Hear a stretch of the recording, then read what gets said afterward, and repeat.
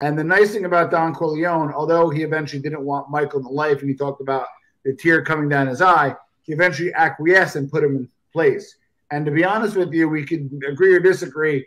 I felt he was even more efficacious or more effective Don than even Vito Corleone in many ways, because he brought the family to new heights and even legitimacy. So I think succession plan is key, right? So my question is, who do you think was a better Don? I'll ask this guy first, Michael or Vito? Vito. Gator? I mean, I'm going to say for financial gain, it would be Michael. Yeah. You know, Michael definitely knew how to get into Vegas and knew how to repair all the damage that Vito had done. You know, and again, we don't have a lot of the backstory, but it didn't seem like Vito was this extremely wealthy guy. He was well respected. Yeah. And people came to him for favors and this and that. But Michael was the one that sort of built an empire and definitely was able to get the family financially set. What was your favorite scene in G1? It's the restaurant. It's Michael going into the bathroom and pulling the gun and shooting.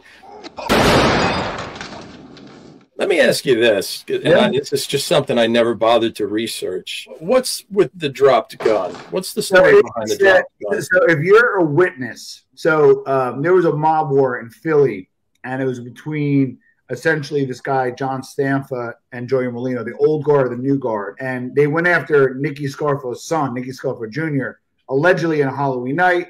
Allegedly, it was Joey Molino, and he put like 8 shots into him and rolled the gun. The idea of the rolling of the gun is, number one, to have what it's called a suicide mission, which is killing somebody in broad daylight, right? So that's crazy to begin with. And then number two, rolling of the gun is almost like, I don't care, I'm powerful, mind your own business, stay out of it. You may have saw my face, but don't worry about it. Like kind of a force du jour, if you will. That was my take of the drop gun. What do you think? Yeah, I agree with that. I mean, they in the Godfather, they also taped the gun, but it is a power move. The Mafia, especially back then, they wanted to show a sign to the other family to let them know this is what we did, and so forth. So yeah, I agree with Tom on that. And it is like, I've seen it in The Sopranos quite often. It's like, and you remember in Goodfellas when Robert De Niro says to the truck driver, he pulls out the truck driver's license, he says, "You might know who we are, but we know who you are." And there's a lot of similarities between like unpacking Godfather. There's always going to be the Machiavellian subtext, and then also Sun Tzu, right? Fight when you're strong,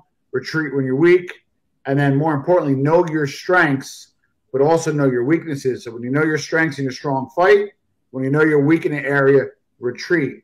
And I think one of the strengths that I think Don Corleone, and I'm not going to go against what I said earlier, but I might, he knew that if he got into drugs, that they might get very rich and powerful with his connections, and then eventually those guns are going to turn on him. So maybe that's part of the reason why he didn't decide to participate, because of that. But what do you think, Gator? I sort of asked the question because I honestly don't know. Some of the things that happen, I even don't understand. Luca Brasi sleeps with the fishes. If there's a history behind that, like that's the only place I know it from. It's an old Sicilian message. You didn't want to get caught with a murder weapon on your person as well, and no prints. All right, what's the worst scene aside from the missed punch in Godfather that we just could have did without? When Michael goes to Italy, I find that the film slows down a little bit. Thankfully, they do jump back to the States, but I do find like as soon as he goes to Italy, I find that the pacing of the film kind of slows a little bit. Yeah, that took too long. Yeah. And it is a little bit hokey for him to have gone over there and hook up with this girl who, she was young.